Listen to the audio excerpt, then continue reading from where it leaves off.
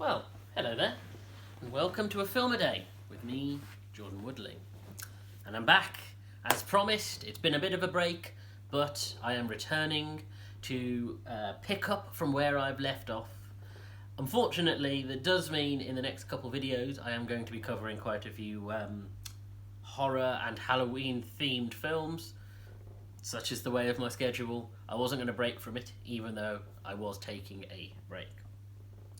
So, I returned to found footage, and today it is with the 2014 Patrick Brice directed and starring, as well as Mark Duplass, Creep. Creep is an interesting demonstration of what is possible with as limited resources are available. I've talked already about how found footage, the key to found footage is one of two elements. The first being the fact that found footage is a demonstration of how you can tell incredibly well structured and intense stories without needing scale. You know, when it comes to found footage, the less is more. And so you get that sense that we've seen found footage where they've tried to become almost budgeted with it. I mean, with the later Paranormal Activities, with things like The Last Exorcism, you can tell that they are trying to both have their cake and eat it too. But the whole point of found footage, as I have banged on about in the previous found footage videos, is the fact that it's about inference. It's about what is not seen. It's about the fact that the camera lens is as flawed as the human capacity to process information, and we miss things, we misunderstand things, we interpret through what we see and hear, but we are not presented with the full picture. There is no omniscience in the dramatic form of found footage, whereas a more traditional film, there is that sense that what we are presenting is not maybe all there is, but there is that sense that if there is something that is being neglected, that there's almost that sense of, well, why weren't we presented this information, or why weren't we able to see this in the shot? Whereas in found footage, the whole point is something can be out of sight, something can be hard to perceive or understand, and as I said with Borderlands, that was done perfectly. Creep is a very different kind of horror film. The other aspect, of course, about found footage is the fact that there is almost something about placing you as the audience as someone in this intense environment. When you go back to the Blair Witch Project, you feel like the fourth person on the camping trip with Heather and the others as they are lost. And there is that personal perspective. You're in the place of Aaron, the filmmaker, the guy who is hired to film Joseph and his weirdness. And the point about Aaron is the fact that he's supposed to be an everyman.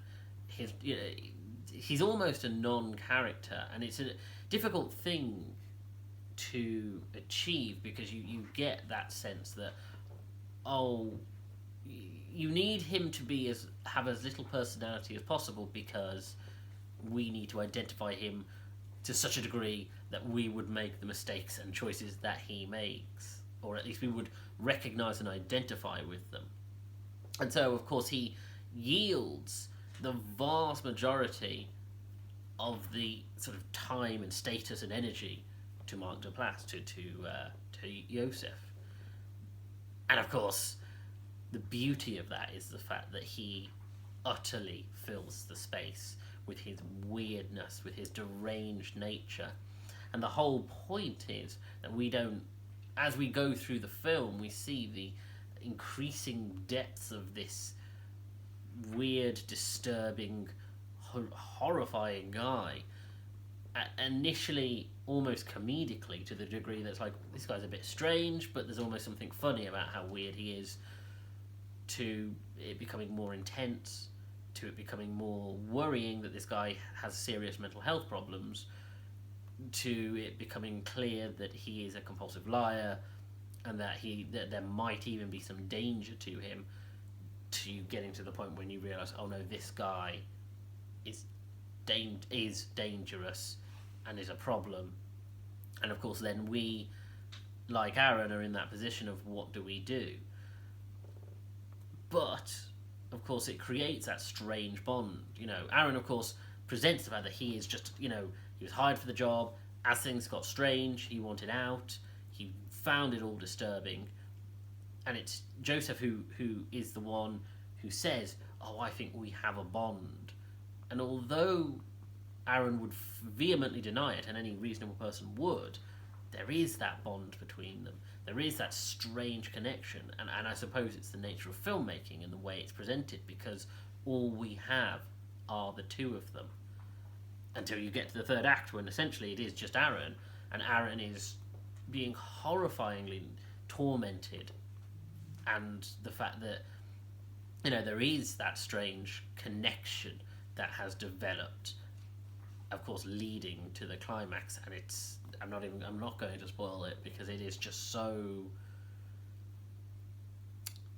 it's not unexpected, but the way it plays out is almost, it's so downplayed that when it comes, and the fact that it so abruptly ends, that you think, oh, that is all there is to the film.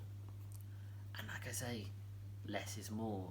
And this film is all about a character piece, and all about the relationship between these two guys, and all about how disturbing can this get whilst still being in the world that we recognise. And it can get pretty disturbing. It creates that sense of, it shows how weird people can be, and the idea that we don't think about it on a daily basis, and two, how much one person is willing to tolerate someone else's strangeness before they start to put the brakes on it and say, this is something very wrong here, and this is a lesson in that.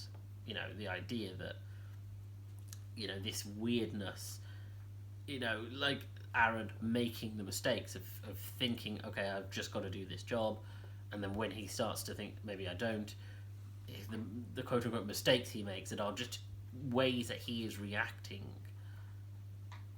And unfortunately it does, in the third act, require a little bit of sort of fudging where it comes to things like his interaction with the police over the phone, but we have to almost hand wave that, because it's about isolation and fear and trauma, almost. No, Creep is a really, really good film when it comes to intensive personal horror. And if you go back to film, sort of two-handers in horror are a great model. I'm thinking about, the original Saw film, and even though that isn't actually a two-hander, it is for the majority of the film, but it isn't for the entirety of it, that you get that sense of the intensity. If we're not in a supernatural world or a science fiction world, if this is just about human horror, how the intensity of people's experiences is the fewer the people we're interacting with, the more peril they're under without it being immediate, the more disturbing it is, because we get, rather than say, I don't know, a dozen people who are being killed by a slasher villain, we get one person, and you see the way in which it becomes creepier and more and haunting, and of course you are afraid of the fate of this one character more than you would be 15 disposable people. Great film. Like I say, great demonstration of the form. Anyway, thank you for joining me. If you like this video, hit the like button, comment below and share the video, because it'll help me in the algorithm. Subscribe to the channel and hit that bell to get notifications of when new videos are uploaded. Check out my back catalogue of over 250 videos, sorry. And follow me on Twitter at Jordan_Woodley, where I tweet about TV shows and films, and I share these videos once they're uploaded to YouTube, either the day of or the day after. Thank you for joining me.